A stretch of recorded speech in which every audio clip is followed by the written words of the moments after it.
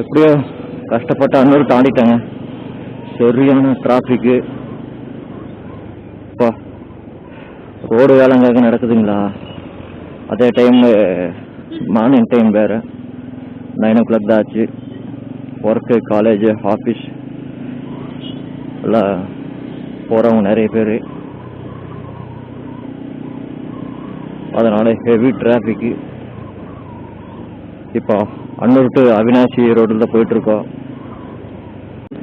வாங்கிட்டேன் சைன் லுக்கு அந்த helmet gap. நேற்று மேட்டுப்பாளத்தில் வாங்கினேன் ஒரு ஹெல்மெட் கேப்பு. அது ஆஃப் சைஸ் தான், ஆனால் அது 50 ரூபா. அதே கடையில் ஃபுல் சைஸ் கேட்டேன், ஃபுல்லாக ஹெட் ஃபுல்லாக ஃபுல் கவர் ஆகிற மாதிரி 150 ரூபா சொன்னான். ஓகே வேண்டாம் அப்படின்னு சொல்லி நான் ஆஃப் சைஸ் வாங்கிட்டேன். இந்த கடையில் அந்த ஃபுல் சைஸ் இதை வந்து 80 ரூபா தாங்க, வெறும் 80 ரூபா. அப்புறம் சைன்லுக்கு ஒன்று ஒரு ரோல் ஆன், அதை நான் எப்பவும் யூஸ் பண்ணுவேன். நான் அந்த ஒயிட் கலர் சைன்லுக்கு தான் யூஸ் பண்ணுவேன். அது இங்கே இல்லை. ஓகே, அவசரத்துக்கு வேறு வழி இல்லை.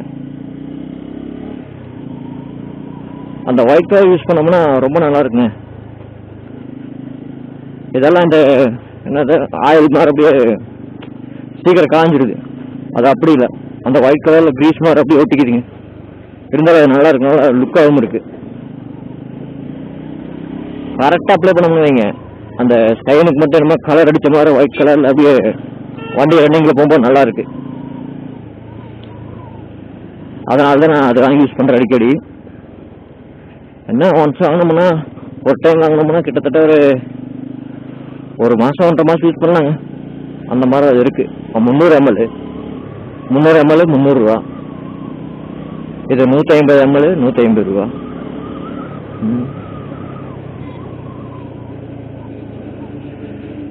பேட்ரி வேறு 2% கம்மியாகிடுச்சுங்க. சார்ஜ் போட்டு ரொம்ப நாள் ஆச்சுங்களா கேமராவில். அதனால் எவ்வளோ நான் நைட்டு சார்ஜ் போட்டு பார்த்தேன், ஃபுல்லான மாதிரி தான் காட்டுச்சு. இப்போ என்னடான்னா 2% அதுக்குள்ளே இறங்கிடுச்சு. ஒரு 30 கிலோமீட்டர் தான் இருக்கு எங்கள் ஊர்லேருந்து. இன்னொரு பேட்டரி இருக்கு, பிரச்சனை இல்லை. அதுவும் இதே மாதிரி ஆச்சுன்னா அப்புறம் கஷ்டம்தாங்க. நான் மேப் போட்டேங்க. பார்த்தீங்கன்னா இங்கிருந்து கிட்டத்தட்ட 102 கிலோமீட்ரு. 102 கிலோமீட்ரு 2.25 மணி நேரம் காட்டுது. கண்டிப்பாக இதுக்கு மேலே ஆயிருங்க இந்த மாதிரி ரோடு இருந்துச்சுன்னா. அவினாசி பைபாஸ் போனால் தான் நமக்கு டைம் வந்து கம்மி பண்ண முடியுங்க. இல்லைன்னா டைம் அதிகம்தான் ஆகுது. ரொம்ப கஷ்டங்க. இதுக்கு மேலே ரோடு கொஞ்சம் நல்லா இருக்கு. இப்படியே இருந்தால் பிரச்சனை இல்லை. அன்னூர் மாதிரி இருந்துச்சுன்னா ரொம்ப கஷ்டம். இது ஒரு 1 day ட்ரிப்பு தாங்க. சரி ஓகே போகலாம் அப்படின்ட்டு கிளம்பி போயிட்டேன். ஊட்டி போகலாம் தான் பார்த்தேங்க. ஊட்டி செம போருங்க. போய் சரிஞ்சு போச்சு. நேற்று நான் காலையில் போயிட்டு வந்தேன். காலையில் போயிட்டு எனக்கு ஷிஃப்ட்டு மத்தியானம் 2 மணிக்கு.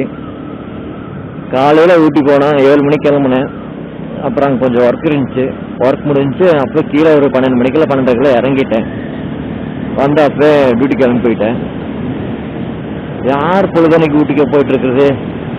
ஓகே கொஞ்ச நாள் கொஞ்சம் வேற பக்கம் போகலாம் அப்படின்ட்டு தான் இந்த திருச்செங்கோடு அர்த்தநாதீஸ்வரர் கோயில். நான் டைம் கொல்லிமலைக்கு போகும்போது வெளியே பார்த்துருக்கேன் அந்த மலையை. இன்னைக்கு மழை வருமா என்னன்னு தெரியலைங்க. கொஞ்சம் நேற்று இந்நேரத்துக்கெல்லாம் கொஞ்சம் மழை வந்துட்டே இருந்துச்சுங்க.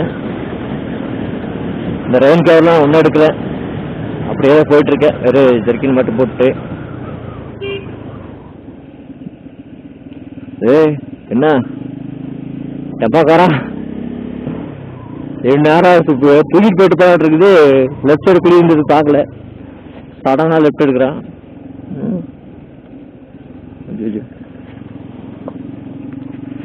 என்ன ரோடு இப்படி இப்படிதானா? ஆஃப் ரோட்டில் இறங்கிட்டேங்க. ஆன் ரோட்டு ஆஃப் ரோடு ஃபுல்லாக ரோடு இருக்குங்க. கண்டிப்பாக இது பயங்கரமான ரோடுன்னு தான் நினைக்கிறேன். பார்த்தீங்களா, 2 பக்கமும் அகலம் பண்ணுறாங்க. சென்டரில் மட்டும்தான் வழி விட்டுருக்காங்க இப்போதைக்கு நம்ம போயிட்டு வர்றதுக்கு.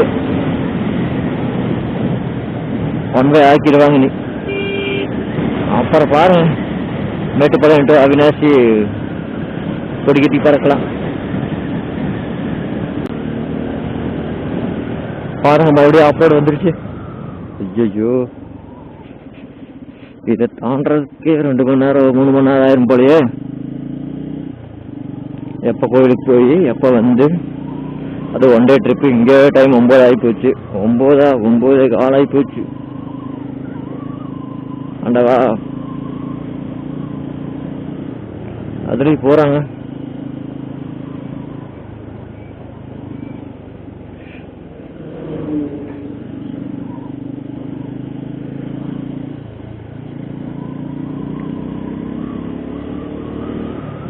இந்த ரோடு முடிஞ்சுதா? இந்த மறுபடியும் வருமா? ஓஹோ, அந்த பக்கம் ஓப்பன் பண்ணிட்டாங்க போல, அதனால கார் எல்லாம் வருது. இவ்வளோ ஸ்பீடாக வர்றாப்புல. நம்ம எதுக்கு ஒதுங்கியோ போயிடலாங்க. ஏன்னா பஸ் எல்லாம் கண்ட்ரோல் பண்ண முடியாது. ஒரு தாத்தா சாத்திடுவாங்க. அப்புறம் நல்லா இருக்குங்க இந்த ஹெல்மெட் கேப்பு. ஃபுல் கவராக இருக்கு. நல்லா கொஞ்சம் குழுக்குழுந்தான் இருக்கு. கேப் போட ஹெல்மெட் போட மண்டையெல்லாம் ஒரு மாதிரி இருக்குங்க. அதனால தான் கேப் யூஸ் பண்ணுறது. ஓஹோ, ஓனான்னு வேற உள்ள வர பார்க்குது. நேரம் பலியாக இருக்கு, தச்சிருச்சு.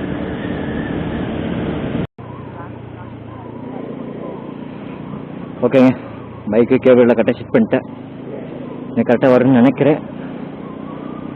ரொம்ப டிஸ்டர்பன்ஸாக இருக்குங்க. எப்படி கூகுள் மேப் கரெக்டாக சொல்லுதுங்களா? ரைட் எடுத்தேன்னு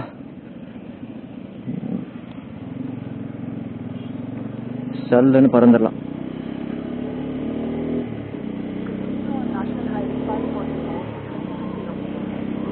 22 கிலோமீட்டர் ஒரே ரோடு தாங்க. சல்லுன்னு போயிட்டே இருக்கலாம். நம்ம எங்க தடையில. இப்பதான் கொஞ்சம் குழுக்குழுன்னு இருக்குங்க. இந்த ரெடிங் ஜாக்கெட் போட்டு எங்கேயும் நிக்க முடியாதுங்க. அவ்வளோ உப்புசமா இருக்கு. ரொம்ப ஸ்பீடாக தானே, ஒரு 80-90 போகலாம்.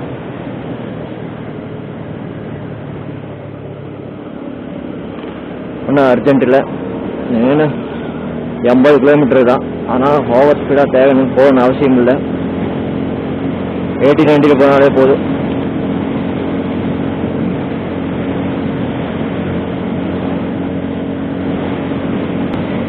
விண்ட் பிளாஸ்ட் அவ்வளோக்கு இல்லைங்க.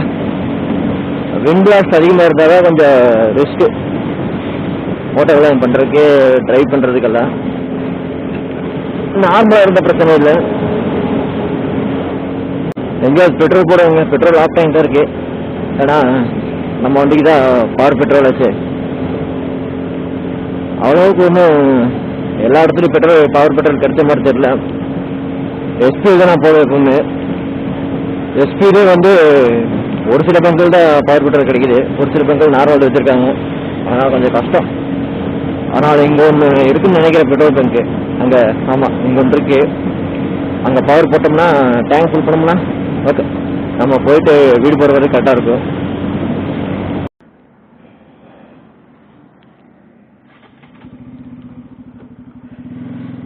சரி கைஸ், இப்போதாங்க பெட்ரோல் டேங்க் ஃபுல் பண்ணேன். ஏன்னா போகிற வழியில் இங்கே பெட்ரோல் பவர் கிடைக்குன்னு தெரியல. அதனால தான் இங்கே ஃபுல் பண்ணிட்டேன். அப்படியே யார் பிடிச்சிட்டு, ஆஹா, யார் பிடிச்சக்கப்புறம் இப்போ வண்டி கொஞ்சம் அப்படியே மிதக்கிற மாதிரி இருக்கு.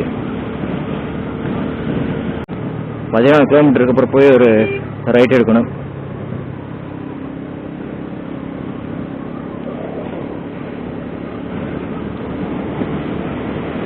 இந்த ரோடு இப்போ கொஞ்சம் டெவலப் பண்ணிருக்காங்க, இப்போ புதுசாக போட்டிருக்காங்க.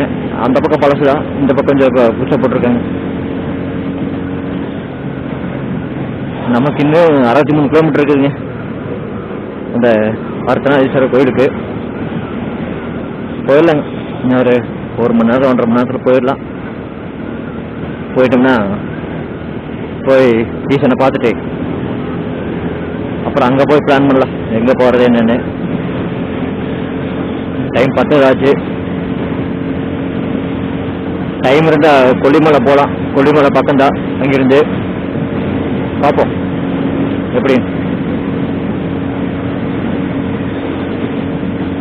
டேங்க் ஃபுல் பண்ணக்கப்புறம் வண்டி சீருங்க.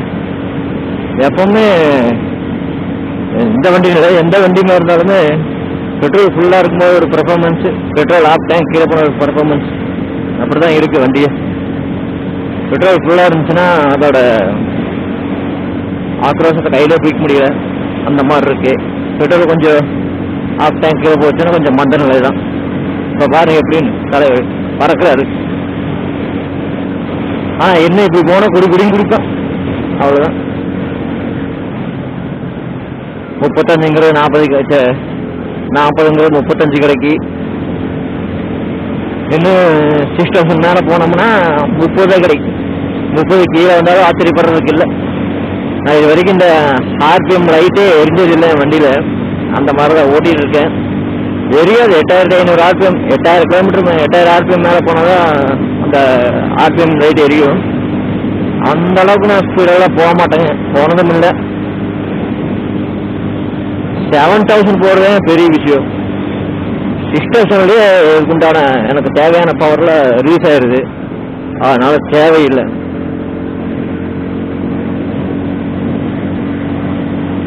ரொம்ப இன்ஜின் ட்ரெஸ் பண்ணி போகிறதெல்லாம் வேண்டாங்க, அது எந்த வண்டியாக இருந்தாலும் ஓகே போகலாம். ஐ மீன் இந்த சூப்பர் பைக் வேணால் போகலாம், அந்த மாதிரி ரொம்ப இதாக.